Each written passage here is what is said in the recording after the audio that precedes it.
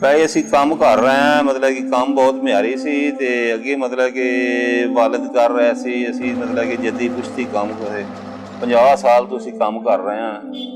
इंशा अल्लाह ताला काम ठीक है, काम म्यारी है।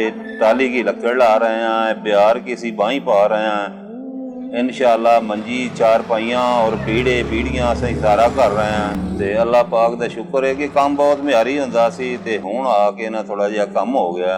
हाँ, पहले लकड़ी इस तरह की पावा बनाने तो फिर बाद जाके असीं कलर करने। इस तरह पावा तैयार हो जाता है। इस टाइम असीं यह मनोबत कर रहे हैं जी। ਇਹ ਸਾਰੇ ਉਧਾਰ ਨੇ, ਇਹਨਾਂ ਨਾਲ ਅਸੀਂ ਸਾਰਾ ਕਲਰ ਕਰਨੇ ਆ। ਸਾਰੇ ਕਲਰ ਵਾਲੇ ਹੈ ਸਾਰੇ, ਇਹਦੇ ਨਾਲ ਅਸੀਂ ਕਲਰ ਕਰ ਰਹੇ ਹਾਂ, ਤਿਆਰੀ ਕਰ ਰਹੇ ਹਾਂ ਪਾਵੇਗੀ। ਇਹ ਸਾਡਾ ਰੈਂਚ ਇਸ ਨਾਲ ਮਤਲਬ ਕਿ ਖੋਲ ਖਾਲ ਲੈਂਦੇ ਆ। ਇਹ ਸਾਡਾ ਸਥਰਾ ਛੋਟਾ, ਇਹ ਮਾਠਣਾ ਸਾਡਾ, ਇਹ ਸਾਡਾ ਨਹਿ, ਇਹ ਵੀ ਨਹਿ ਜੰਬੂਰ ਕਿਲ ਕੁਲ ਮੁੰਡਾ ਪਏ ਤਾਂ ਵੱਢ ਲਈ।